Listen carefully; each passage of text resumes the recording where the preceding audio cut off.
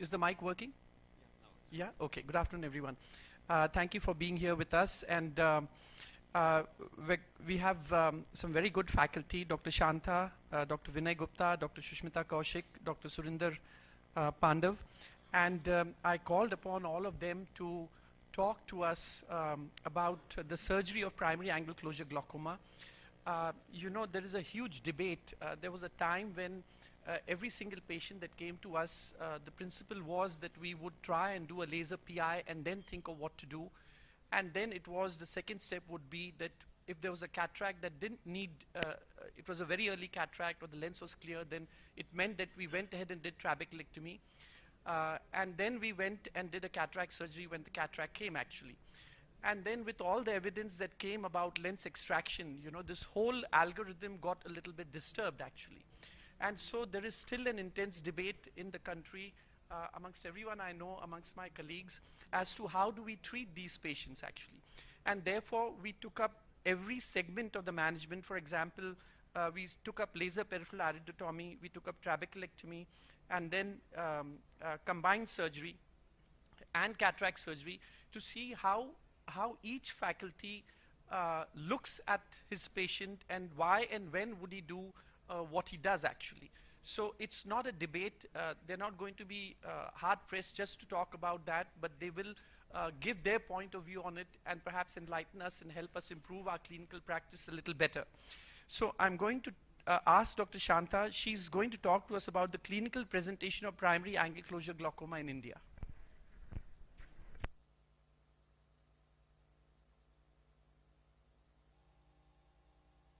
Thank you for allowing me to participate in your course. It's a pleasure to be here. Can you hear me? So when we talk about angle closure glaucoma, the first thing to remember is the burden of disease in India. With such a large population, even if the prevalence is small, the numbers are large. The prevalence of angle closure glaucoma is about 2.5 million. The number of persons with some level of damage due to a narrow angle, which includes elevated IOP, peripheral anterior syndicate, disc or field damage, is about 6.6 million. And if you take the entire spectrum, which includes angle closure suspects as well, it's almost 28 million. So that's a really large number, and we need to know how to deal with these patients. We also know that blindness due to primary angle closure glaucoma is almost double that of open angle glaucoma. So this is a disease which, once it presents, progresses rapidly. So again, the importance of diagnosing and treating it. If you look at the prevalence of angle closure disease along the various population-based studies which have been done in India, you find that the prevalence of angle closure glaucoma is more or less the same, but angle closure suspects was highest in the CGS and rural and urban populations. This was because this was the first time that the ISGEO classification was used to define glaucoma, and angle closure suspects were fairly large. And we need to identify these so that they don't go on to develop angle closure and angle closure glaucoma. What are the risk factors? Most of the angle closure which presents in India is asymptomatic. So patients are not going to develop an acute attack and report to you. Most of the time, it's asymptomatic. So increasing age is a risk factor. So examining high-risk populations, the older age group, is important. Female gender is also more likely to develop angle closure, and this is perhaps due to differences in ocular biometry, where you have the anterior chamber depth and the axial length is a little less in the females compared to males. If you look at family history as a risk factor, from the Aravind group, they found that siblings of patients with who were angle closure suspects had more than a 1 in 3 risk of prevalent angle closure. That is a 35% prevalence. And those with angle closure and angle closure glaucoma, the siblings had more than 37% prevalence. So family screening would be another way of picking up angle closure at an early stage. The other risk factors, hyperopia has not been reported consistently, perhaps due to the confounding effects of nuclear cataract, which can neutralize the effect of the hyperopia. If we look at the biometric risk factors, South Indian eyes with smaller axial length, shallower anterior chamber depth, and increased lens thickness compared to the normal group are at a higher risk. Now, what is more common in India is misdiagnosis of primary angle closure as open angle glaucoma. In the Chenjing glaucoma study, they found that almost 40% of eyes with primary angle closure glaucoma had been diagnosed as open angle glaucoma elsewhere, and in the EPIDs, almost 33% were misdiagnosed as open angle glaucoma. In our hospital days data, when we looked at 500 patients who had been diagnosed as open-angle glaucoma elsewhere, a whopping 114 were detected to have angle closure disease.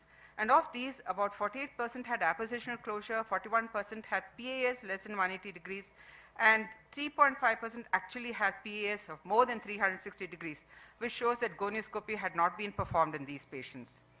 If you look at the incidence of angle closure disease in our population, these were the subjects who were examined over a period of 6 years in the Chennai glaucoma incidence study. And the risk factors for PACS were all biometric: reduced axial length, reduced antechamber depth, and increased lens thickness, the absolute lens position and the relative lens position, as well as nuclear cataract and hyperopia. But if you take angle closure and angle closure glaucoma, nuclear cataract and hyperopia were no longer significant. Dr. Ravi Thomas and his team have looked at the 5-year risk of progression of primary angle closure suspects to angle closure, and this was a population-based study as well, where they compared these patients who had PACS at baseline with 110 randomly selected normals, and 22% progressed to primary angle closure over a period of 5 years. The relative risk of conversion was around 24%. There were no significant biometric or other risk factors. However, most of those who progressed were bilateral at baseline. They also looked at the progression of angle closure to angle closure glaucoma and found that the progression rate was about 28%. And what is interesting to note is that those who had a laser iridotomy at baseline were less likely to progress compared to those who refused iridotomy at baseline. Professor Sehota et al. Have looked at angle closure glaucoma in the clinical setting, and they found that almost 45% of the glaucoma, primary glaucomas in the hospital-based setting are angle closure, and they are bilateral almost 100% of the time. Acute attacks are seen in about 35% in the clinic setting, maybe less in the population-based setting, and blindness was in 7%. Where the gender ratio was concerned, the females were more likely to develop acute angle closure, whereas males develop and presented with chronic angle closure more frequently, perhaps because the males are more likely to visit a hospital. Here in the clinic-based data, the symptoms were more likely to occur. Again, patients with symptoms were more likely to present for examination. Halos were present about 65%, and vomiting and ocular pain was seen in those who had acute angle closure crisis. The gold standard for diagnosis remains gonioscopy. This is a patient who is a primary angle closure suspect with closed angles on dim illumination without compression, opening completely up to the scleral spur with compression. This is a patient with cynical angle closure, and this is a patient with a double hump appearance characteristic of a Plato iris. Another important study which was published was the sign of appositional angle closure, which is present in a large part of the population. 1,000 patients were evaluated, and this prevalence of this botchy pigmentation that you see here occurred about 33% more commonly in those who had occludable angles compared to normals. So this is an extremely important sign that you have to pick up when you are examining angle closure suspects or patients with a shallow anterior chamber. If you don't have access to a gonioscope, then this is another sign which can be useful, the pupillary rough sign, where you have absence of the pupillary rough, which is seen in almost 100% of those who have acute and chronic angle closure glaucoma presenting in the clinical setting. What about Plato iris, the patients with an anterior rotated ciliary process with an absent ciliary sulcus? On gonioscopy, you can detect them as having a double hump appearance as seen here. And a UBM study, which was presented by Dr. Chandrasekhar's group from LV Prasad Eye Hospital, showed that almost 66% of the patients examined had an anteriorly rotated ciliary process, and these patients are more likely to develop a chronic appositional closure and cynical closure over a period of time. So while various tests have been described for screening angle closure glaucoma in a high-risk population, the sensitivity is fairly good, but the specificity not so good. So you end up diagnosing a lot of false positives this way. So the gold standard remains gonioscopy. So in summary, angle closure glaucoma is at least as common as open angle glaucoma in our country. It affects a large segment of our population. Screening for high-risk groups, that is patients who presented at the age of more than 40 in your clinic, is important. It's often asymptomatic. Gonioscopy should be routinely performed in all patients who present for examination so that you can pick up angle closure disease at an early stage. Attention to slit lamp examination and gonioscopy will improve the sensitivity of the tests that you use to identify angle closure. Blindness due to angle closure is twice as common as that of open angle. And misdiagnosis of angle closure glaucoma as open angle glaucoma is quite common in our population. Again, I reiterate that gonioscopy still doesn't seem to be done as part of the routine clinical evaluation. Therefore, IOP measurement and disc evaluation alone without gonioscopy will not help you in picking up angle closure. So in summary, a complete, comprehensive eye examination and family screening will help in identifying those who at risk from developing this visually threatening and blinding disease. Thank you. There was a suggestion that we might take at least 2 questions after each talk, and then there would still be some time left after all the talks are completed. So if there are a couple of questions, please do go ahead. Okay, then we'll move on to the next talk, and then perhaps you can keep your questions ready after that. And, I'd like to invite Dr. Vinay Gupta for I would do laser iodotomy for my patient who presents with angle closure glaucoma. I'd like to thank Dr. Vinay is a professor at All India Institute of Medical Sciences, RP Center. Thank you, Dr. Pandav. So basically this talk is on a very controversial topic regarding laser iridotomy and the role of doing a laser iridotomy in a patient who has angle closure glaucoma. So once a patient has angle closure glaucoma, we mean that he has glaucomatous optic neuropathy, and apart from glaucomatous optic neuropathy, he has occludable angles. So this is the clinical scenario which we are talking about. That means a well-established glaucomatous optic neuropathy in the presence of occludable angles. The intraocular pressure may or may not be raised. So there could be some patients who've come with high pressures, chronic angle closure glaucoma, and there could be some patients who have had glaucomatous optic neuropathy because of repeated attacks, but when they first present to you, the intraocular pressure may be absolutely normal. In fact, so much so that if a diurnal variation were done in these patients without medication, the IOP might be just ranging to 12, 10, 14, 15s. So then you begin to think, how do I manage these patients? Because the intraocular pressure is normal, there is a glaucomatous optic neuropathy, and there is an occludable angles. This happens primarily because these patients have had high spikes of intraocular pressure at some point of time, which has led to a glaucomatous optic neuropathy, right? Which means that when they have presented to you, the intraocular pressure is absolutely normal. Now, you don't leave these patients. You have to do something about these patients because they have a glaucomatous optic neuropathy. And as Dr. Shanta said, there is a very high ocular morbidity. The blindness rates are much higher, and therefore you have to treat them. You have to treat them medically, you have to, or do a laser. So the question is, to do a laser or not to do a laser? Here is a patient, again, absolutely normal visual fields, maybe normal intraocular pressures, and a glaucomatous optic neuropathy. The question is, if it is an angle closure glaucoma, what would you do? Would you treat, would you do a laser iridotomy, or would you just wait and watch? So there are some patients, most of these studies have shown, who will open up, whose angles will open up with an iridotomy. There are some whose angles will not open up on iridotomy. So you must understand that iridotomy is only going to open up a pupillary block. That's all it's going to do. But if the mechanism is different, when the mechanism is a thick lens, or it's anteriorly placed lens, or increased lens vault, or some other mechanism that is playing, then obviously the iridotomy is not going to work, and therefore you have to follow up these patients. So this was a study where we followed up our angle closure glaucomas for almost 6-7 years.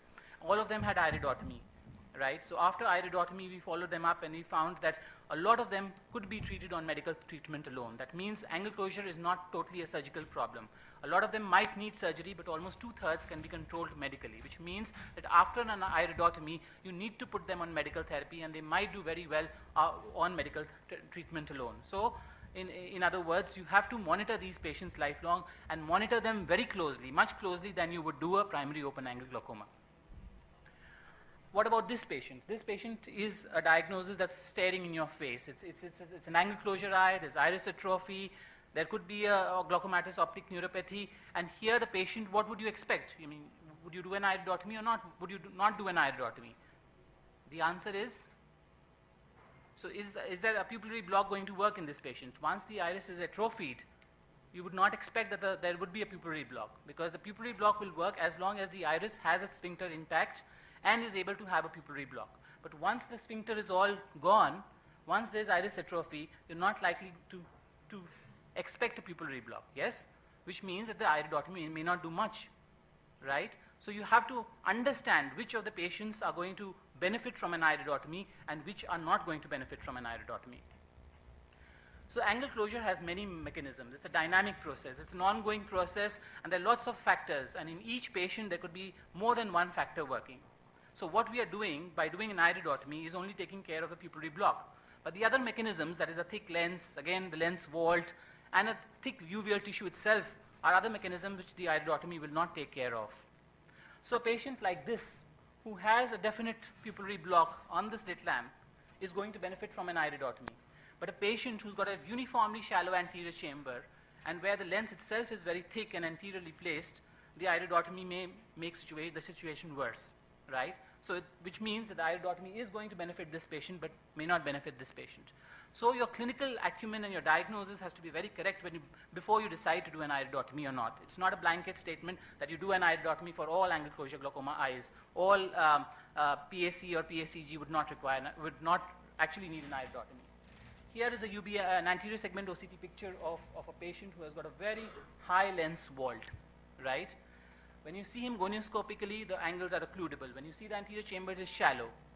But the iridotomy is not going to benefit this particular patient, because the lens itself is the culprit here.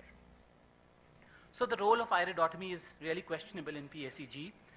Initially, we used to do iridotomy in all the cases, and probably till we get further knowledge, we can probably continue to do iridotomy.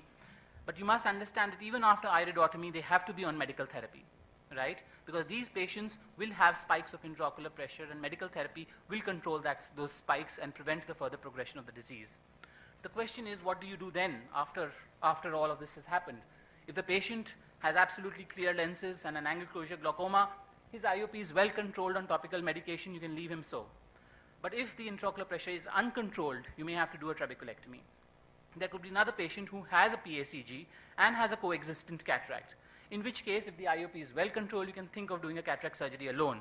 But if the IOP is not controlled, in which case you have to control the intraocular pressure and also deal with the cataract. Some people would do combined surgery, but some people would do one surgery at a time like me. I mean, I would advise doing a cataract surgery probably first, see how the IOP responds, and if the IOP does not respond so well, you can then go ahead and do a trabeculectomy. So that's in a nutshell about how I would manage a primary angle closure glaucoma. Thank you, Dr. Vinay. Any questions to Dr. Vinay? I'd like to just make a comment regarding the role of laser iridotomy in angle closure glaucoma. While he's right that we are not sure whether non-pupillary block mechanisms it work, until we have more evidence, as you rightly said, until we have more evidence, we will continue to. Until we have more evidence, we will continue to do a laser iridotomy in all patients with primary angle closure or primary angle closure glaucoma. PACS, maybe we will wait until there's some evidence of progression and then do it, but PAC and PACG, until we are able to definitely differentiate between pupillary block mechanisms and non-pupillary block mechanisms, we will go ahead and follow. I just wanted to ask you, you mentioned about 2/3 of patients ultimately requiring surgery. 1/3 needing surgery, Yes. 2/3 can be controlled on medical therapy alone. Sorry, yeah.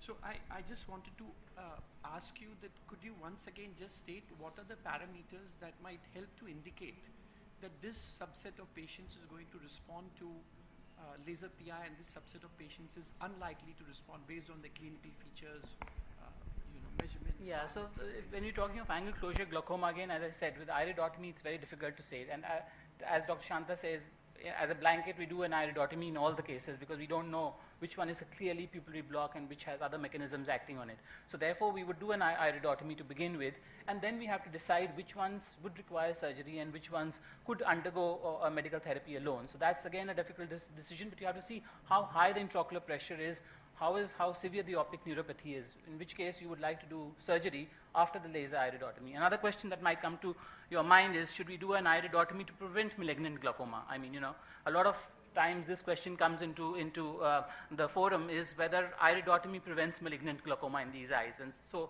iridotomy should be done or should be thought of. But if you look at literature, there's nothing to suggest that iridotomy prevents malignant glaucoma. Iridotomy can cause malignant glaucoma, but it doesn't prevent malignant glaucoma. So that's another area that needs to be sort of investigated. Yeah. Thank you, Vinay, and we'll move on. I'd like to invite Dr. Ayala. He's from New Orleans, and he practices glaucoma at Tulane University. And he's going to talk about angle closure glaucoma. This is his keynote address to us.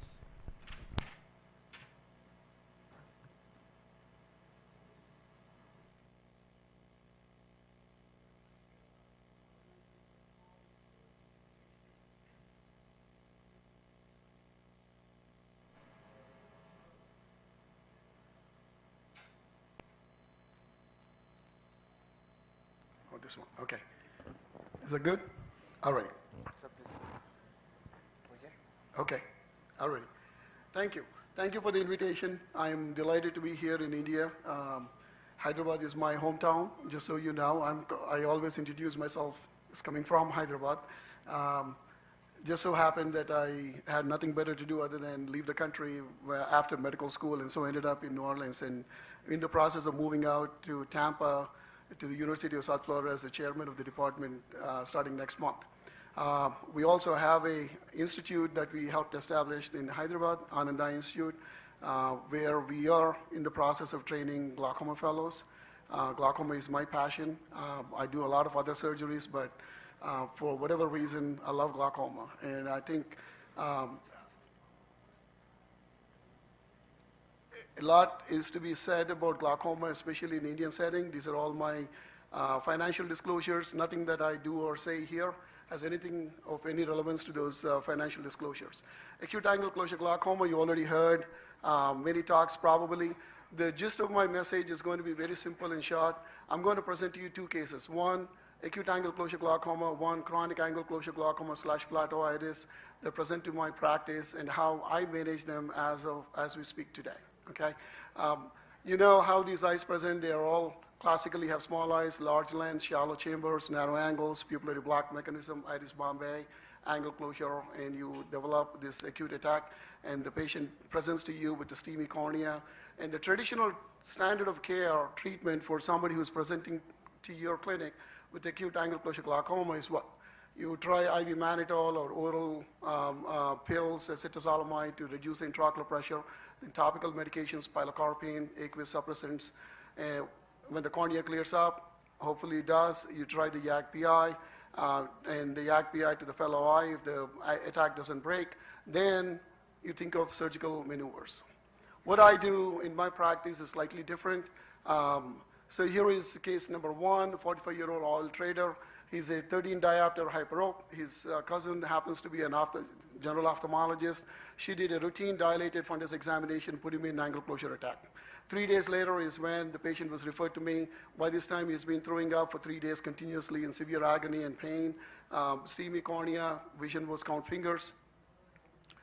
And he just could not control he could not take the pain anymore. He already had oral Diamox and all the drops that you can imagine by his cousin. What I do is pretty simple. I take a 30-gauge needle. I put these patients at the slit lamp as soon as they come to me with angle closure attacks. Put the patient at slit lamp. Of course, you want to do a betadine prep, a topical lidocaine application, lid speculum, and 30-gauge needle at the slit lamp. You enter the anterior chamber through clear cornea, and all it takes is literally 2 minutes of the needle in the anterior chamber, a few drops of aqueous coming out, and the attack is broken. And the pain is gone, and the patient stops vomiting. And once that happens, you can do whatever else that you want to do. I guarantee you, I've done this for almost 10 years now. Literature is insufficient. Never had a single complication doing this procedure. Cornea clears up, patient is happy, they don't have any more pain. Then what I do is to take these patients into to do the next procedure, which is iridoplasty. Organ laser iridoplasty has been around for quite a bit, but underutilized by ophthalmologists. It's such a simple procedure. It's almost atraumatic compared to YAG-PI. It opens up the angle that's zipped, and once it's done, the angle is open, the attack is broken, you can do your YAG-PI. Back where I come from, we have a lot of African American eyes, and the iris is extremely thick, and doing a YAG-PI sometimes takes more than one setting. And it releases a lot of pigmentation. On the other hand, iridoplasty, as is being done here, It's all number threes. If you notice there, 0.3 milliwatts, 300 micron spot size in 300 milliseconds, and 30 spots going around 360 degrees. I don't even apply a lens. You don't even need to have a lens. All you need is your routine organ laser in your clinic, and you can accomplish this. I like to do simple things. I'm not a complex person. I don't like to buy expensive equipment for my clinic. 30 gauge needle probably costs you what, 10 rupees or maybe less than that in India at this point in time. Instead of using IV mannitol, Diamox, which are expensive, and the patient is sitting there in the clinic and every hour pressure checks, which is what I, as a resident, used to do back in the day.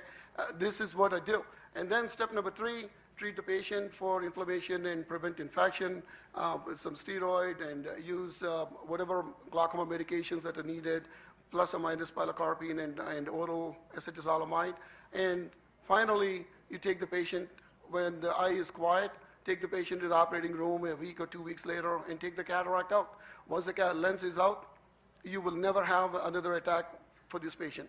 This is one glaucoma that I can confidently tell you can cure this disease process. Once the lens is taken out, there is no need to follow up on these patients if the patient misses. I mean, I would like to still follow these patients, but this is one glaucoma wherein you can offer a cure, and the cure is done, and they will not have, they can develop open angle glaucomas at a later date. That's a different story, okay? But acute attacks are not going to happen. Here is how I do cataracts. I mean, the technique is pretty similar. All of you are excellent cataract surgeons. I don't need to show you how to do a cataract surgery, except somebody with an acute attack, the iris is atrophied, it's kind of floppy. There could be cynical adhesions between the lens and the capsule and the pupillary margin. And also, you will have cynical adhesions between the iris and the angle structures. And so, take your time, clean up, break those adhesions both between the lens and the pupillary margin, and performing Konya Silicalysis. This is one way. This is a cheap way of doing Konya Silicalysis. Use your viscoelastic cannula as you inject this is called viscodissection. Inject some visco and go do an anterior-posterior motion with the viscoelastic cannula tip. You can break 360 degrees using your paracentesis and the cataract wound site, and the attack is broken, right? Now, last step, obviously, you want to take care of the other eye. And when the other eye is done, what do? I do offer PI for the other eye, and when the time comes, if the angle is still narrow, I take the lens out. So, because the natural history of these eyes, they will develop an attack in the other eye if you leave it alone. So, since you took the lens out in one eye, I go ahead and take the lens out. For all of these things, the argument is, why put the patient at risk? If you're a competent cataract surgeon and a competent anterior segment surgeon, and your complication rates are minimal, in my hands, they're pretty low, or at least I think so. And I go ahead and offer it, and I take the lens out, and after that, these patients are cured. What do I do for chronic angle closure glaucoma? These are hyperopic eyes. We just heard a lecture on this: large lens, shallow chambers, narrow angles, creeping angle closure. And as I learned today, 50% of all glaucoma patients in India, they have chronic angle closure glaucoma. Just as in the United States, this is the most commonly missed glaucoma. I mean, I can't tell you how many times senior ophthalmologists in private practice miss this entity and then send the patient after, or they lost a significant amount of vision, or they would end up doing a glaucoma procedure such as trabeculectomy, not knowing that there is angle closure. And the shallow eyes with underlying thick lens and cynical adhesions between the lens and the angle, it is a setup for people to develop complications following trabeculectomy. More than likely, you will end up with a complication of flat chambers or malignant glaucoma, all of which could be avoided if you know the pathophysiology. So gonioscopy, like Vinay said, it should be practiced on every single patient. It's almost criminal in my mind for you not to do gonioscopy when the patient comes into your clinic. Do a gonioscopy. It takes you less than two minutes to do a proper gonioscopy. Learn the art of gonioscopy, and it's so useful for the patients. So traditional treatment for chronic angle closure glaucoma, use your aqueous suppressants, pilocarpine. You can do your PI and wait out and see what happens. And then trabeculectomy if none of those work. So the issues with traditional treatment, side effects from topical and oral medications. Now, like Vinay said, 60% of the patients probably are controlled with just these medications, so you can sit out and wait out and watch. But if the pressures are not under control, or if there's a pre-existing optic nerve damage and the vision fields are far advanced damage and the target pressure is low, I don't want you to wait around thinking some miracle is going to happen for these patients. So trabeculectomy complications like flat chambers, cataract formation, malignant glaucoma there.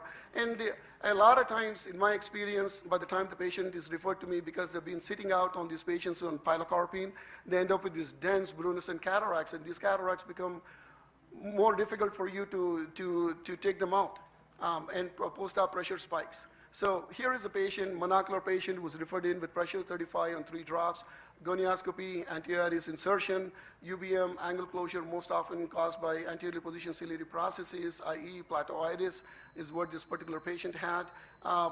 And here is how I manage this patient with plateau iris syndrome. So this patient already had iridoplasty. You do want to do and a PI. You do want to do a PI in every single plateau iris syndrome patient. This is one clinical way for you to rule out plateau iris versus chronic angle closure glaucoma.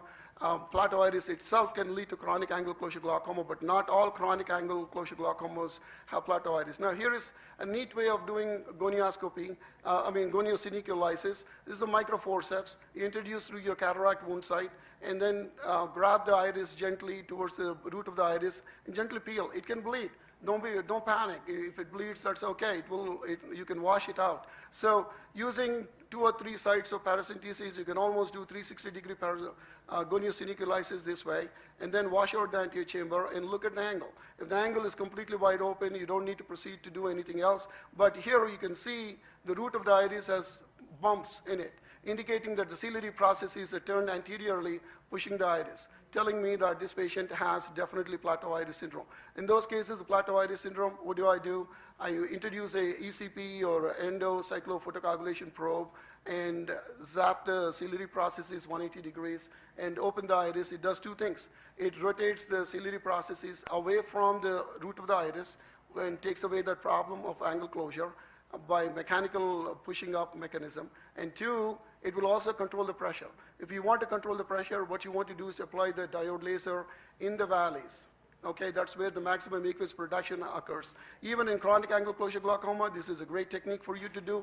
Take the lens out, do a Konya Silicalysis, and then ECP into the valleys. That will control the glaucoma. If in spite of these mechanisms, the pressure is high, then what you want to do is you see how nicely the patient is? The angle is wide open now, the lens is out, the chamber is done. At the end of this, if you do these kind of procedures, you want to do some kind of an anti-inflammatory material in the AC. I use Kenalog, diluted Kenalog, and inject it into the ciliary processes area and the sulcus. It will stick to the ciliary processes that are inflamed, control the postoperative inflammation, so you don't get CME and post-op inflammation in these patients. So the treatment for any of this is PI, myotics, Dr. and Ramesh, so on and so forth. Time's up. Yeah, I'm done.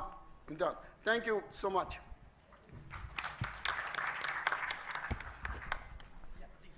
Yes, sir. Do we have time for?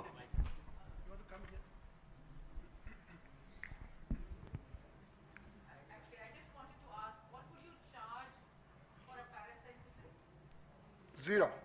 You don't charge a patient who The comes in clinic- for a paracentesis. They come to the clinic visit, so They all- charge for the clinic visit. clinic visit, that's it. What do you charge for the iridoplasty?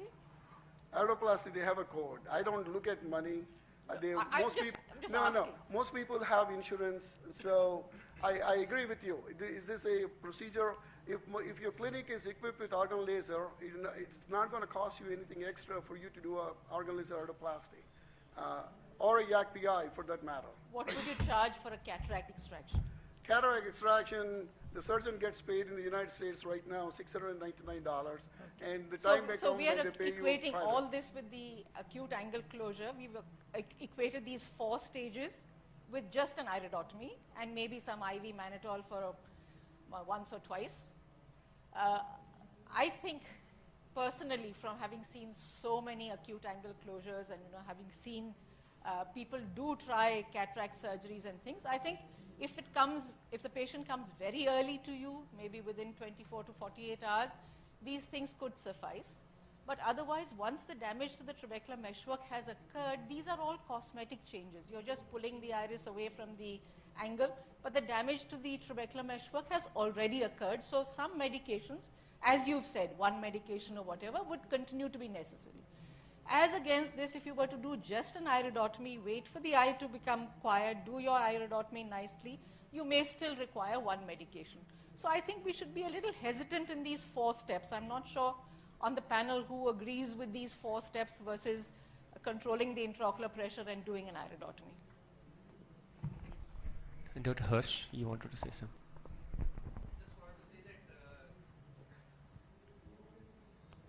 I think we have, like Dr. Manji says, we are a little skeptical on some of these things, but even the needle thing, we have seen far too many complications happen. So if you have both the things available, would you go in for an iridoplasty first, because we get excellent results just by doing an iridoplasty in an acute attack? Or would you still go with the needle? You know, in my hands, I've been doing this for almost 30 years. Yeah. The magic of sticking in a 30-gauge needle into the anterior chamber, and there's never a case where there's not enough room in the AC for you to put a needle into the anterior chamber. There's never been a case. So even if you have an organ, you would do that first? I would break the attack first. And the patient is ever so grateful to you for breaking the attack by reducing the even pressure. with the organ iridoplasty, we break the attack in half an hour. It's beautiful. If the cornea is edematous, even then it works nicely. I've done it so many times. yes and no. Yes and no. That is yes and no. With a needle, you're guaranteed to break the attack 100% of the times. And how much does the needle cost? I mean, like maybe for us it cost me $1 for me to get the it's needle. not the cost. It's just we have seen such far too many complications. I'm just going to make a one-line comment, and then we will go on to the next talk. The reason that probably Harsh is talking and being a little bit cautious about sitting on the slit lamp and doing a paracentesis is because from our measurements of the anterior chamber depth, the approximate measurements are about 2.2 to 2.3 millimeters anterior chamber depth. When a patient comes to us with primary angle closure glaucoma with elevated pressures actually, which means you're looking at 0.5 millimeters and sometimes less of peripheral anterior chamber depth, and then it becomes difficult, at least in Indian eyes, to put a needle. And there is a possibility that Caucasian eyes may be a little difficult and maybe the peripheral anterior chamber, but I think that we will need to be a little cautious with the slit lamp when we do this, because it's really, really difficult to do a paracentesis in these patients, even under the microscope, because when you put in a small a blade, you tend to get the iris on the tip, and you need to be really cautious actually. So thank you very much. And Can I have one last comment? just One last comment. 10 seconds. 10 seconds. Okay. Okay. Remember the days when you started changing from intracapsular cataract extraction to extracapsular, from extracapsular to phaco? 30-gauge needle is my good friend in the clinic setting. I do 30 procedures, 30. My fellow counted last year, 30 procedures, and solve all kinds of problems in the clinic at the slit lamp. You got to get used to it. Number 2, more and more in my practice, to answer your question, the TM, when the TM is obstructed or damaged from an acute attack, does it matter? It does matter, because you remove the TM after Konya Silicalysis. I have cases where the Schlem's canal is still functioning. And so you're avoiding future care by offering a cure at that point in time. And I rest my case. Thank you. Thank you. Thank you very much, Dr. Ramesh. And we're going to have Dr. Shushmita Kaushik talk to us about doing trabeculectomy in patients who presents with primary angle closure glaucoma. Good morning, and thank you, Dr. Vinay, for having me on the course. And I've been told to talk on trabeculectomy, which is diametrically opposite to what we've heard right now. I just start with saying life is a potpourri. We don't treat all people the same. We don't play all ball games the same. We don't even cook everything the same way. So how can we even think of treating a potpourri like PACG the same? So obviously you can't do surgery or trabeculectomy for all primary angle closure glaucoma, but for a large proportion of primary angle closure glaucoma, you need to do something.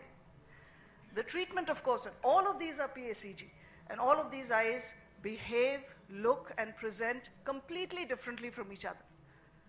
The treatment depends upon the stage of disease when the patient comes to you, the intraocular pressure when they come to you, the visual potential, the status of the lens, the status of the other eye, and the status of the patient per se.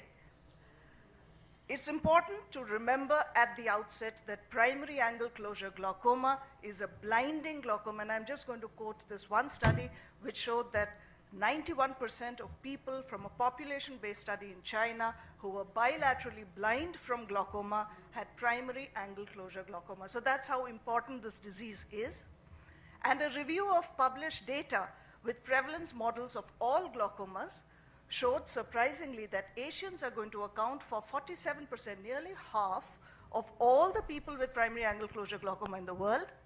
But interestingly, India is going to account for 1/4 of all of that. So it's not a disease that we can take lightly, and it's not a disease that we can generalize. So having said that, this course is about surgical treatment of primary angle closure glaucoma. So I assume these are patients in whom a laser iridotomy and medical management have not worked. So PACG means that optic nerve damage has occurred, and you need to treat the glaucoma. If the IOP is uncontrolled, they need surgery for the glaucoma. And other decisions are based upon ancillary findings, whether they have a cataract, whether the lens is thick or not, but you need to treat the glaucoma. Remember, synechial closure is going to cause continuous trabecular mesh damage, and wishing away that damage by taking out the lens is not going to work very much. So there's one randomized control trial I found of phaco versus phaco-trab in chronic angle closure glaucoma, and they followed them all up for 2 years. Phacoemulsification alone, surprisingly, was the most significant factor for failure to control intraocular pressure in these eyes, an odds ratio of 10.4. And the median extent of peripheral anterior synechiae preoperatively was 270 degrees, postoperatively was 180. So you're not going to do anything to your synechiae by just taking that lens out. Now, what if there's no cataract? I think that's the crux of the problem. If there is no cataract, if there is primary angle closure glaucoma, and if the pressures are not controlled, then what do you do? So again, I look at evidence. 50 PACG eyes were randomized to phaco versus trab, and isn't that what the debate is all about? So I'll quote from the study. Both phacoemulsification and trabeculectomy are effective in reducing IOP in medically uncontrolled CACG eyes, or chronic angle closure, without cataract. Trabeculectomy is more effective than reducing the pressure, but is associated with more complications, and they leave it at that. If you read the article and you see the table, what are the complications of trab? A cataract and a shallow AC in just 2 out of the 26. So we can't take out the lens only if required. Why do we need to take them out in all? Conversely, in phaco, 5 out of the 24 required a trabeculectomy. So all these poor people had their cataracts out in vain, or their clear lenses out in vain. So remember, you're not actually treating the glaucoma by just taking out a clear lens. So there's so much that has been written and so much that has been thought and spoken and said about this, and thankfully now there is actually a meta-analysis. I guess so much is written and so much is debated, so there is a meta-analysis, and it's an interesting article to take out from the International Journal of Ophthalmology. And they looked at all the non-RCT and RCT trials, and in a nutshell, what they found was to decrease the intraocular pressure, a phaco-trab was superior than a trab, and certainly superior than a phaco. The crux is, to treat the glaucoma, you needed a trabeculectomy. So this is the typical PACG eyes that we come across.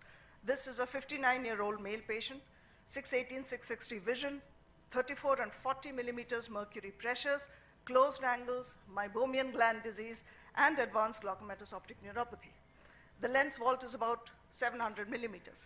So logical sequence of treatment for him would be medically control the pressure, do a laser iridotomy, and do a trab. And what have we harmed by leaving him like this, with controlled pressures, with one surgery? The lens is intact, everything else is good. So to summarize, I'll just go back to the potpourri again. The things in orange are my debate, where the pressure is uncontrolled. I'm not even looking at that where the pressures are controlled. So if you have a PACG, the logical sequence is to do a laser iridotomy, medically control the pressure. IOP is uncontrolled, do a trab. If you have a PSEG with cataract and you have subsequent trab in mind, it makes good sense to take the cataract out, wait a few weeks, and then do a trabeculectomy. And if you have a PSEG with cataract where the IOP is not controlled even on Diamox, it makes sense to take the cataract out, but it also makes sense to do a trabeculectomy along with it to control the pressures. Thank you.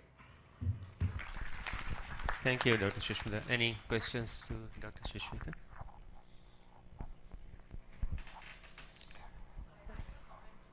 Sure. I think most of the studies, if you look at the success that they've taken, the criteria for success were less than 18, less than 21. But when we are doing surgeries for patients with advanced primary angle closure glaucoma, we are looking at pressure sometimes of 10 and 12. So I think if you want a pressure of 10 and 12, a cataract surgery is never going to get you anywhere near. A phaco trab in a few cases, but if you want 10 and 12, you actually have to do a trabeculectomy. And it's not difficult to do, it's not difficult to take past the complications of the shallow anterior chamber. If you use releasable sutures, this happens extremely rare. So I think we shouldn't be scared of doing a trabeculectomy in angle closure eyes, because in angle closure we are repeatedly saying it's a blinding disease. You have a patient who already has no extensive, even moderate visual field loss, and you leave the IOP at 18 or 16 or 17, the glaucoma is going to progress. So to get the IOP down to 10 and 12, I think a trabeculectomy is required, and I think it's not at all difficult. It's easy to prevent the complication. But ma'am, don't you think most of these cases will end up with cataract surgery anyway after trabeculectomy? Because Yes, okay. We've just done a 10-year follow-up of our patients, and we've done a 10-year follow-up of patients who are on medical therapy, and we found only about 11% of them showed us some change on their visual field of maybe 2 or 3 loci. In surgical cases, 10-year follow-up of trabeculectomy in angle closure glaucoma without a lens extraction being done, we found that only 8 out of 230 required a cataract surgery, and for 10 years they maintained their baseline visual acuity. So I think this is another canard or myth that is going around, that a trabeculectomy causes the cataract to progress. And in these cases, whether it's primary open angle or angle closure, I think we've all been doing trabeculectomies. At the end of 10 years, hardly any of them will show us a change in visual acuity of more than 2 lines. Plus or minus 1 line, I think, is more of a refractive error, astigmatism, and those kind of things. But a change of more than 2 lines is hardly ever seen. if you look at the safety of the surgery, I mean, if you compare with the cataract versus phaco, when both are an option, which one do you think is safer for the patient? But the only condition, trab versus phaco. the only condition in which there is a possibility of choosing between cataract and a trabeculectomy would be very early primary angle closure glaucoma, where you can control the medication with maybe 1 medication or 2 medications. Then the option is yours, do a cataract or do a trabeculectomy. But when you do a cataract, medications will continue. If you do a trabeculectomy, medications can be taken off. And what if the anterior chamber depth is less than 2 millimeters? I think this is Dr. Vinay's favorite question. Would you still go ahead and do a trab? Yes, I think I would still go ahead and do a trab if there was not a cataract. If there's a significant cataract, you're absolutely right. It's safer to do a cataract surgery and follow it with a trabeculectomy. I think this topic can be, yes please. Next one.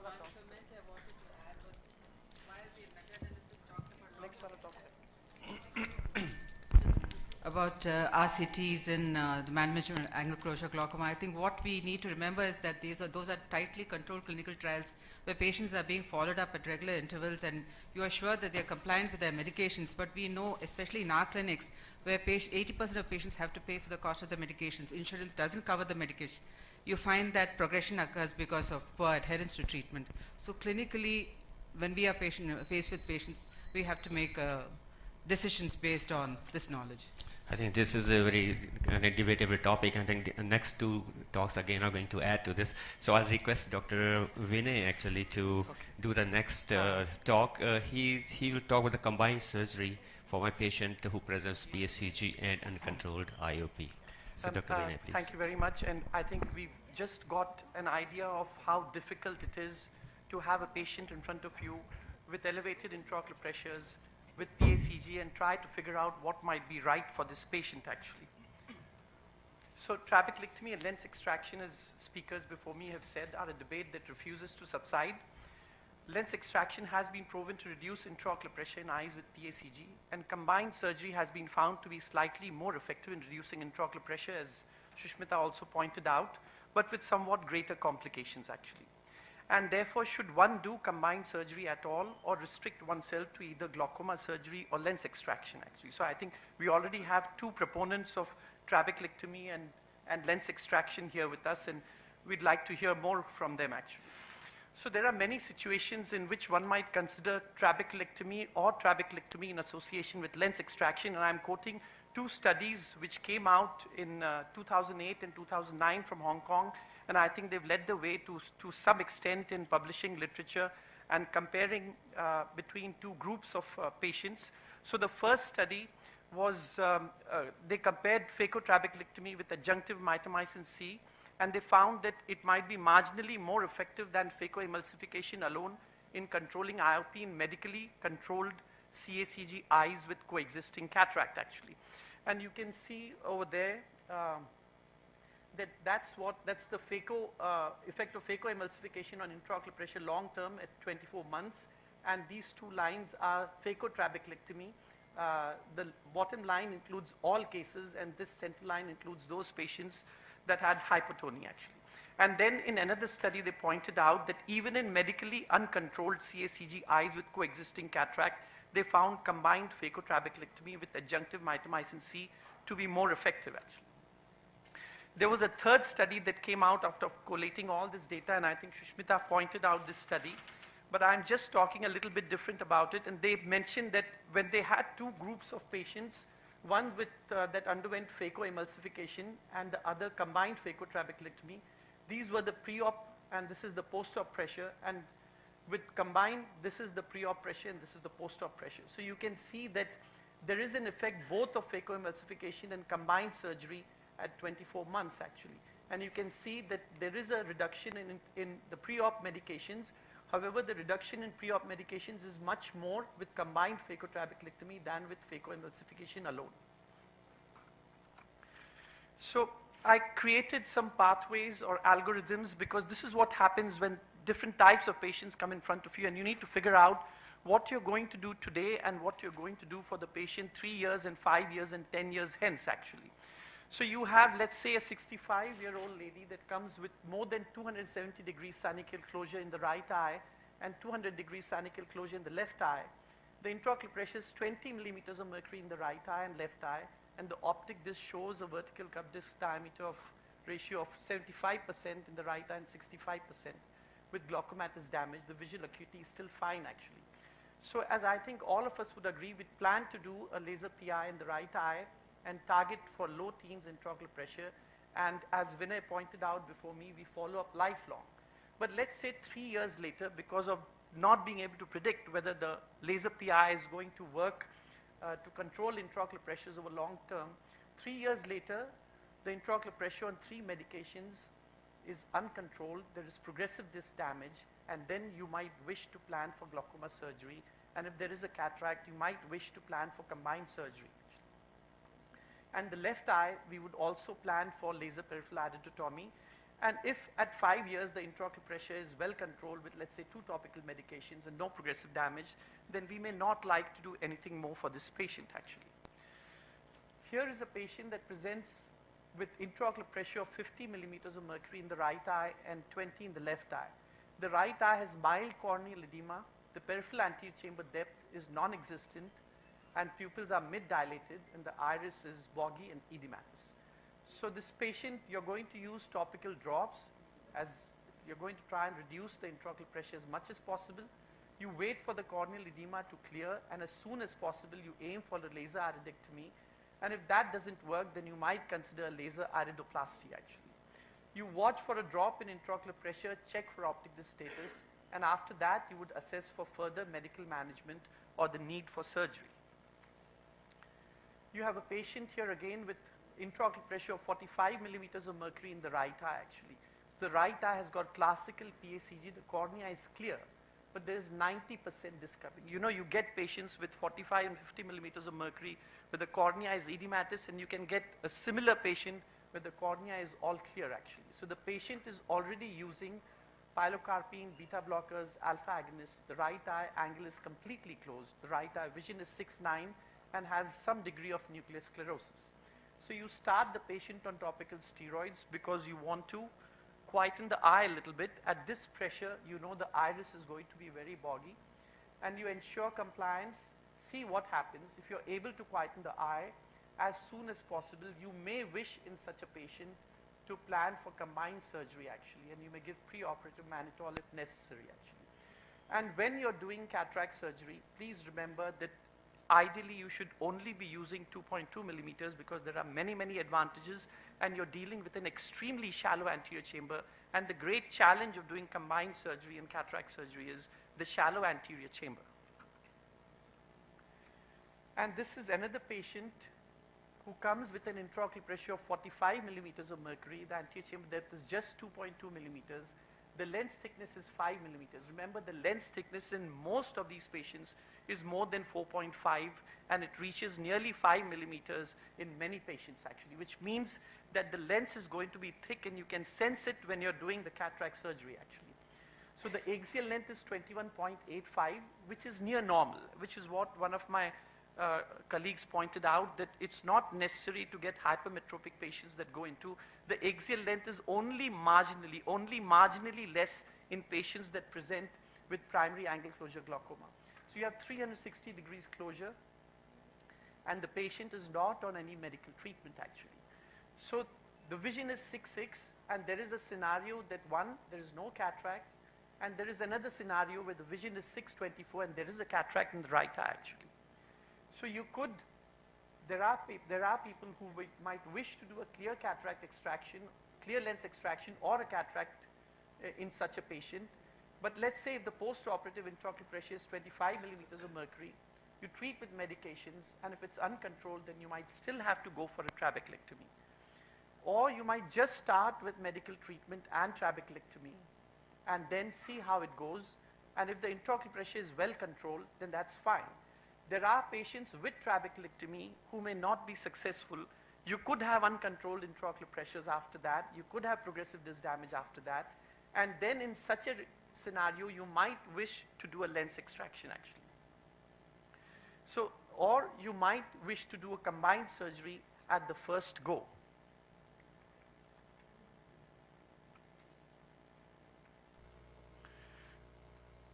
So this is a video about combined surgery, and I think I'm going to go to the next slide, but there is really nothing much different in a patient that we're doing this, except that if you use the Kelly sponge, please remember that there are peripheral anterior synechia, so don't drag the posterior lip of the sclera too much, because if you do, then that means you're going to separate the root of the iris at the area of the peripheral anterior synechia, and that could cause some bleeding actually. Otherwise, I don't think there is too much difference in this, except for the precautions that you have to take while doing cataract surgery, which I'm sure Dr.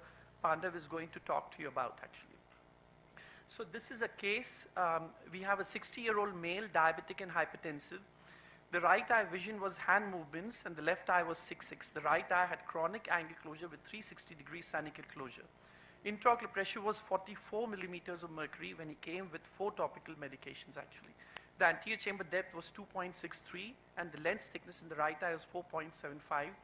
He underwent combined surgery. At 3 weeks, the intraocular pressure was 50 millimeters of mercury. So you have a combined surgery. You remove the lens, and you've done a trabeculectomy. And this has some relevance to what Dr. Ramanjit pointed out, that the intraocular pressure reducing efficacy is perhaps more when trabeculectomy is done alone actually. So this is something that all of us need to be aware of. In spite of doing 2 procedures that are supposed to reduce the intraocular pressure, you still have elevated intraocular pressure, and that can happen. Even with just pure lens extraction, there is a small percentage of cases that end up with elevated intraocular pressure actually. So we then did needling, and the patient has done quite well. And this is the photograph of the patient, and you can see, if you take a look at the right eye, you'll see that there is sufficient reason to do surgical procedures to reduce the intraocular pressure. So I think I'm going to end here. The advantage of combined surgery is that you are adhering to the principles of dealing with glaucoma surgery, and you're removing the lens, and both of them seem to offer a significant advantage, but I think more long-term studies will be required if we have to move further to resolve this issue, especially for Indian eyes. Thank you all very much.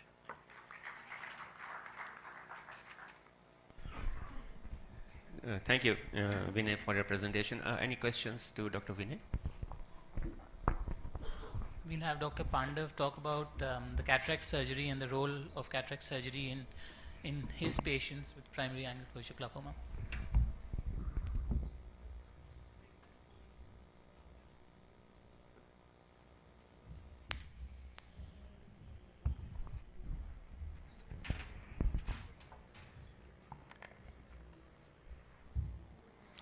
Thank you, Vinay, for including me into the program. Angle closure disease is a big burden, and you have already, Shanta has already given you the statistics, so I'll skip. And also, we talked about the pathogens earlier in this instruction course. So again, you are well aware of these mechanisms. The only thing I want to highlight is that underlying pathogens for angle closure disease is multifactorial, and lens has a significant role to play in majority of these cases, and especially with advancing age, the lens thickness increases, and that also the lens vault increases, so anterior chamber depth decreases, and also there's a bit of slight anterior shift in the lens because of zonular weakness. So the AC tends to become shallower as we age, and that predisposes some of these already predisposed eyes to have angle closure glaucoma and high pressures. So cataract extraction has advantages, and we know it deepens the anterior chamber, it abolishes pupil block, which is the main mechanism causing angle closure glaucoma. It opens up angles and results in better IOP control. So that's kind of sounds like ideal situations.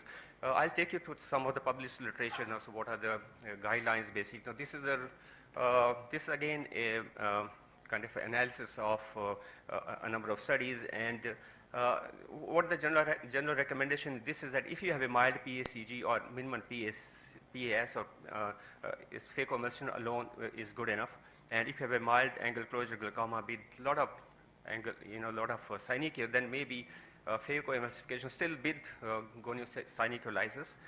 If there's advanced disease with no cataract, maybe trabeculectomy may be an option there. But if it's an advanced disease with cataract, again, you do a phacotrabeculectomy or trabeculectomy. Now, there's a little bit of controversy here, but this article recommends that you better do phacotrabeculectomy there, and you have already heard of Sushmita and Vinay talking about this. So, role of lens extraction, I have already kind of said that it kind of helps, and in early glaucoma, it is established basically that if there's early disease, PSCS or PSC or even early PSCG, lens extraction helps. The problem is with advanced glaucoma damage. If there's advanced glaucoma damage and you also have advanced cataract, then what should be your approach, which would be better? So if you have advanced glaucoma with advanced cataract, what are the options we have? I think we have already discussed some of these. So you could do glaucoma surgery, you just do trabeculectomy and control pressure, and later on, most probably you will need to do cataract surgery again in these patients, or you could go for a combined surgery, TRAB with phaco. You have seen the results and discussion on this, or you can just do cataract surgery and see what happens. So which approach is better? So we don't have any clear consensus on this, but I would kind of tend to gravitate towards the third option. And why is that? Because I'll come to that in a minute. Because phacotrabeculectomy, if you look at the studies, I think some of these studies have already been actually quoted, but all studies have different aspects. Now, I think Dr. Sushmita mentioned this study that if you have a combined phaco and TRAB and compared with the phaco alone, then phaco TRAB tend to gives you better results in terms of IOP control, and that's true. But in this study, there's a caveat. The caveat was that 7 of these eyes actually had hypertonia postoperatively. There's persistent hypertonia. Now, if you consider them as failures, then, and if you remove those eyes, then there's no difference in IOP control in phaco versus phaco TRAB group. So that means if you keep in mind that complications of trabeculectomy for that, if you adjust for that, there's no difference in IOP control in phaco alone versus phaco trabeculectomy with mitomycin C. Similarly, this another. That was a medically controlled, and if you look at the medically uncontrolled eyes with advanced angle closure disease. And even there, mean IOP, as expected, was significantly lower in the phacotrabeculectomy of the combined group. But if you look at both the eyes, and both the groups, they actually achieved more than 90% IOP control at 1 and 2 years. So that is, even with phaco alone, there's a significant drop in IOP. Maybe phacotrabeculectomy gives you a little better IOP, but then you have to look at the complications also.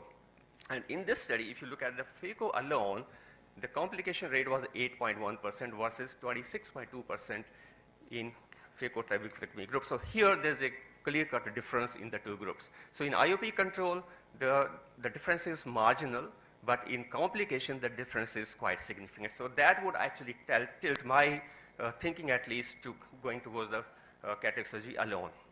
Now, those were the studies, and as Shanta said, they are very randomized, controlled kind of trials. So I look at my own experience, and this is not a controlled trial. I just look at all the patients of angle closure disease which had undergone only cataract surgery, not trabeculectomy, not phacotrabeculectomy in the past 2-3 years. So I collected these eyes. So I could find 110 eyes. And this is the data basically. Most of them were PACG, angle closure glaucoma, half of them. And there were some PACS eyes and also some PAC eyes. So let's see how they behave. Now, if you look at the percentage drop, all these patients underwent cataract surgery alone, no trabeculectomy. So if you look at the percentage decrease in IOP at about 2 years, 1 year follow-up, PACS had 19% drop, PAC had 8% drop, and PACG actually had the highest drop in terms of percentage at 22.8% drop. Now, why PACS and PAC have lower drop? Because their IOP to begin with was actually normal. The PACs, as they were not on treatment, they were normal IOPs. PAC were on treatment, so they were on multiple drugs. So their IOP was controlled with medicine. So the percentage drop is less. But if you look at the number of drugs, so PACS, they were not on any medicines. But if you look at the drop in the number of drugs in the PAC from 1.3, it was like 50% reduction there. And also in PACG group, there was almost 50% reduction in the number of drugs required to control IOP. So PACG actually seems to be the most benefited of cataract surgery out of all these groups. So this is just a graphical representation of the same. So, the only difference is that within this cohort, we actually looked at the patient who had advanced PACG also. So advanced means, where the visual field is very small and you had a 0.9 almost total cups, and how the IOP behaved in those eyes, because that is a real concern. So even in those eyes, if you look at this graph, those eyes actually they behave like PACG eyes. They didn't behave any different from that. So there was a significant drop in those eyes as well. But another highlighting feature of this data is that if we look at the systemic therapy that was required to control IOP before surgery. So 11 of these patients actually were on systemic therapy, that's Diamox or some such drug to control IOP. And all of them were off the therapy post-cataract surgery. And 6 out of the 55 PACG eyes, that's only 10% required glaucoma surgery. So if we follow the usual paradigm of doing glaucoma trabeculectomy first, we will end up with a lot of these eyes having glaucoma surgery. But in fact, with this approach, we required only 10% of the eyes which needed glaucoma surgeries, and others could be controlled with medical therapy. And out of these, 31 eyes actually had 0.8 to total cups, so there's quite a glaucoma that was advanced. Another important thing is the complication rate was low, actually. So in this group, we had only 2 posterior capsule tears, which would manage, intraoperatively with vitrectomy, and we could still position the lens in the sulcus. And one eye did have difficulty where we had aqueous misdirection, and we had a little problem in dealing with this case. So to conclude, cataract surgery helps in controlling IOP and angle closure disease. Cataract surgery alone is enough in most cases of PAC, SPACG, and early PAC and early PACG. In advanced PAC cases with cataract, there's still some kind of a debate, but the evidence is not clear-cut that trabeculectomy or a combined surgery is superior to cataract surgery. So that there's a bit of a space where one can think, and you have to rationalize for each one of your patients. But cataract surgery does help there also. Thank you very much. Any questions before we move on to the next case presentation? Okay, then we'll come back. I think the case presentations will offer us a chance to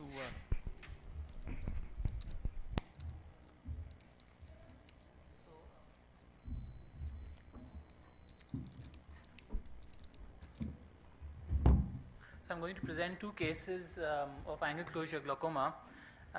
This is a relatively older patient who had, this is the left eye of the patient who had moderate amount of cataract with a fixed dilated pupil. His intraocular pressure was very high, an axial length which was about 21, and a thick lens, and a disc which was not so bad. This was the right eye of his which had undergone a trabeculectomy. The question is, what would you do for the left eye? So if I was to go back to his left eye, which is not such a bad disc and has got very high intraocular pressures and an axial length which is small, and a lens which is moderately cataractous. Anyone from the audience? Would you think of doing a cataract surgery alone? Would you think of doing a trabeculectomy? Would you think of doing a combined surgery? In the panel. What's the vision in the left eye? His vision 612. 612. So, I mean, it would be hard for me to make a decision. There are patients in such a situation where we have done just simply cataract surgery and we have been amazed at the results we have got, and there are other patients where we have done combined surgery also in such patients actually. So for me, it would be a toss between wanting to do just cataract surgery or wanting to do combined surgery, and I have no way of saying which one of them would be better in such a situation. How was the discs? The disc is relatively healthy, it's not so bad, Okay. and I would say a Okay, you'll see 0.6, that. 0.7, and a visual field that's absolutely normal. I think I'm kind of inclined to do cataract surgery. Yeah, absolutely. So that is, again, I mean, the message is very clear, especially if the other eye has such a bad history of a trabeculectomy. I would consider doing a cataract surgery and see how it goes, and if the pressure is high, probably we could do a trabeculectomy later. Another case, young lady with this is the left eye of hers. The right eye is the eye in question for which she has come to us. The left eye, she underwent a complicated trabeculectomy, a very bad looking bleb. After the complicated trab, she had a shallow anterior chamber, a very difficult to do lens extraction. Anyway, she underwent a lens extraction, and with great difficulty, this is how she's maintaining her left eye. But now she's come with the right eye, and iridotomy has been done, a very shallow anterior chamber. Right, so the right eye with which she has come to us, she had, at that time, she had pressures of 20 in the right eye, and left eye 16 millimeters of mercury after whatever complication she had undergone. She was lost to follow up. Now the right eye for which she has come to us, she's got a thick lens, she has got a small axial length, and she has got an anterior chamber depth which is less than 2 millimeters. Again, the same scenario now. Biometry is important in aiding in understanding what to do in these patients. So I think we should concentrate on what is the anterior chamber depth, what is the axial length, what is the lens thickness, and these parameters need to be taken into account when you are deciding or justifying what you are going to do. Because if the anterior chamber depth is very shallow and you go ahead and do a trabeculectomy, there's nothing there to drain, you're going to end up in complications. On the contrary, and if it's a young patient, you've already seen the history, she had a very complicated trabeculectomy, and then she underwent a lot of other problems. So in these particular conditions, always look at the lens thickness versus the axial length ratio. Unfortunately, there are not many studies that have been done into this, but I think we need to explore the biometric parameters to understand what kind of treatment these patients would ultimately need, because the biometry in angle closure could be very varied. There could be one patient with 1.5 millimeter anterior chamber depth, there could be another one with 2.5, and obviously both of them would not require the same treatment. You cannot give blanket treatments, do trab for all, do cataract surgeries for all. So when you're thinking of doing a cataract surgery in a glaucoma patients, you can combine it with other surgeries like trabeculectomy, with MIGS, with Konya Silicalysis, and some would also do it with endocyclophotocoagulation. So that, of course, is an option. You can combine them with many other glaucoma procedures. So to summarize these two cases, I can only say that the therapy for a patient with angle closure glaucoma needs to be individualized. You cannot have the same treatment for all. every patient will have to be analyzed in a very different way. And finally, cataract surgery alone can be considered in the management, at least as a first step. Your threshold for a cataract surgery or a lens extraction should be much lower in angle closure glaucoma patients. And if there is a visually significant cataract with an uncontrolled glaucoma, you can think of combining procedures with other glaucoma surgeries, which could be many others, when you're doing a cataract surgery to get good long-term results. Thank you.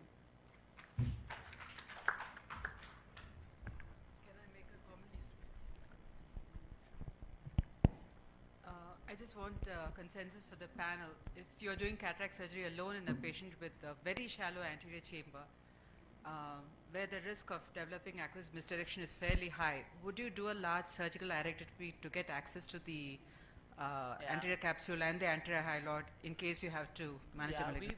We've never done that, but it's a good idea. I mean, that was a good option, that one could do an iridectomy during the cataract surgery so that a subsequent malignant glaucoma can be taken care of. Absolutely, yeah, sure. I think the cases which I think the studied, we didn't do any. In that series, actually, there was a retrospective analysis that was not really planned like that. And there was no Silicalysis was done. So there was just a routine cataract was done, and no additional iridectomy was done. So, but most of them had laser iridotomy before, except for the PACS patients who didn't have laser iridotomy. Others had laser iridotomy before. So we ended up in problem with one patient where we had aqueous misdirection. Yeah, the percentage is actually so low that, I mean, to justify doing an iridectomy in all the patients. Not in all the patients. Yeah, just the ones with a very shallow anterior chambers. Especially when the fellow eye has had aqueous misdirection. Yes. May I ask Dr. Surinder Pandav to do his case presentation?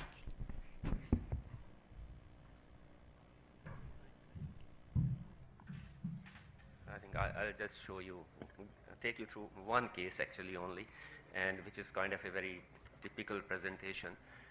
This is 53 years old female patient presented in September 2016 with difficulty in vision, pain, redness for about 20 days before coming to us. There was no systemic problems, no family history of glaucoma, but she was actually diagnosed glaucoma elsewhere 6 months back and was put on some anti-glaucoma medicines. But when we did her examination, we found that the laser iridotomy was not done, and visual acuity was hand motions in the left eye because probably she had recovered from an acute episode, and right eye was good. So we did laser iridotomy, both eyes, left eye, then the right eye, and then we kind of monitored the IOP. And as you can see, the IOP goes from 26 to 18, it gets controlled, but somewhere down the line, her requirement for medicines goes up. So laser iridotomy clearly is not being very effective here alone, and we need to do something more. So she was on systemic therapy as well, and this is when this picture was taken after laser iridotomy. You can see that laser iridotomy is patent in both the eyes, and this is the left eye. You can see that there are some good signs here of glaucoma which you should not clinically miss. Basically, you can see the iris is a little dilated and is also not actually very round. You can see there's a little bit of deformity here, and you can also see that there's an iris atrophy here, and this is the laser iridotomy we have done, and you can see the angle is still, the AC is still shallow, central, as well as the peripheral angle is very shallow. And you can see there's a significant cataract, and if you look more carefully, there's a bit of a few opacities in the cataract in the subcapsular. So there's what you call a glaucoma flecken, which happens after acute episode. So this patient actually had a lot of angle closure evidence. You can see this is a little more enhanced and magnified. You can see this some dots here. So these are the glaucoma fleckens here.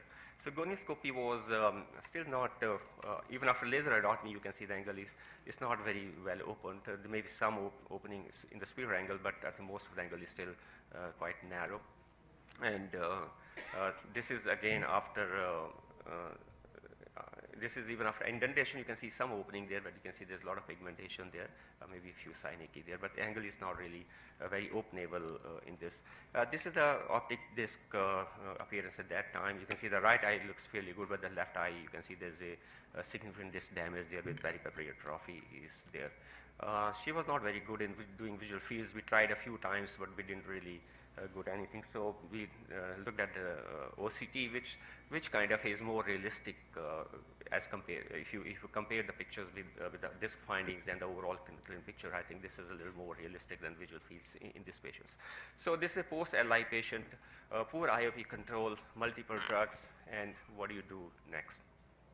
So options here again are we do trabeculectomy, we could do combined surgery, or we could do just phaco. And since I have a little predisposition towards phaco, so we did a phaco for her. So the biometry was, the axis length was a little shorter. The lens thickness is on the plus side, not too much. Anterior chamber depth is not bad either. So one could have actually done any of the three choices here. But then I preferred left eye phacoemulsification with IOL implantation.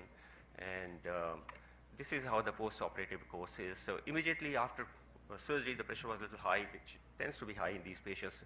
And you cover that up with some oral therapy, but gradually you take them off. And if you say about 9 months down the line, the IOP is 14, and she's on 2 anti-glaucoma medicines, latanoprost and timolol.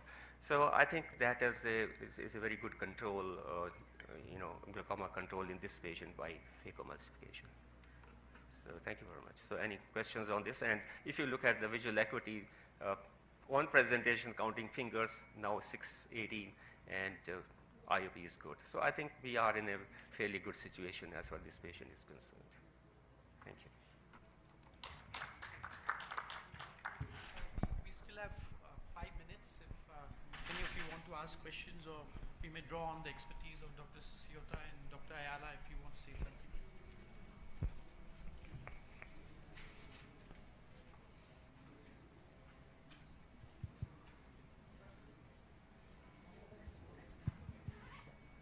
A couple of points that I want to make. More and more, I see that all of you are taking cataracts out, and I hear what Ramanjit is saying. A very well done trab is a beautiful thing to do and observe and watch. They do extremely well. There's no question about it. I was never against trabs. I do trabs. That's my number one choice to go to in a lot of patients with advanced glaucoma. There is no other surgery, glaucoma surgery, that can give you predictable low intraocular pressure closer towards 10. So any patient who comes to you with split fixation, advanced glaucoma, double arcade scotomas, you have to think about doing trabeculectomy. And in fact, I would urge you, unless there is a reason why you have to do cataract surgery, in those cases, I would urge you to just do the trabeculectomy first and then control the pressure, stabilize the eye from the glaucoma point of view, and do the cataract surgery in those eyes. Why? Even though it is rare, snuffing can happen. In 15 years of my lifetime of practicing advanced glaucoma therapies, mine is a referral practice. I see about 100 patients every single day. I do about 30, 40 cases every week. I've been doing this for a long time now.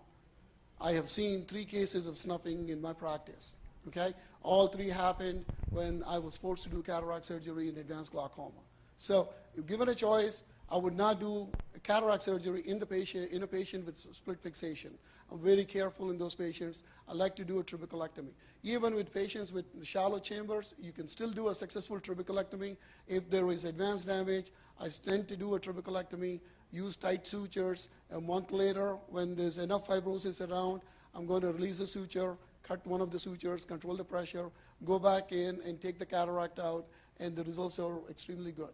If there is advanced optic nerve damage, I was not pushing for surgical techniques that I presented in patients with advanced optic nerve damage. So on the other hand, if a patient presents to you with mild, moderate glaucomas, advanced optic nerve damage is not there, meaning 0.99 cupping, etc., the techniques that I showed you prevents you from doing a trabeculectomy operation. Trabeculectomy operation in the long term has more complications. There's no question about it. And the follow-up, or rather the lack of follow-up in this country and even in the United States, is a big problem. Endophthalmitis, cystic blebs, all the foreign body sensations, all the problems that we face with trabeculectomy add up to the visits and the surgical cost of maintaining these patients in the long term.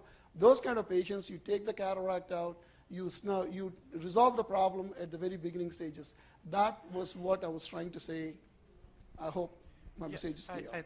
Thank you very much. Thank you. I think that the point is well taken. Yeah. Go ahead. One last thing. I think this last year has been my year for preventing glaucoma blindness. And I think in primary angle closure disease, it's a completely preventable disease. I think whatever has been presented has shown us very clearly that from a suspect, only about 20% of them are likely to ever develop PAC. From a PAC, only about 20% are ever likely to develop high intraocular pressures. And from those who have PAC with ocular hypertension, we treat them, probably less than 10% are ever going to develop a visual field defect. So please, these are studies with an iridotomy. So please remember that an iridotomy in the early stages can actually prevent blindness in angle closure. And if we see that 50% of our glaucomas are angle closure disease, please don't hesitate to do an iridotomy, and never do it in one eye. It's always in both eyes. And please follow these patients up, because they're going to get older, they're going to get age-related changes in the trabecular meshwork. And I will assure you that if you do this, you can actually completely prevent blindness, at least in angle closure, which we can't do in open angle glaucomas. Thank you very much. Thank you, all of you. I think that the points that have been made have been well taken by everyone.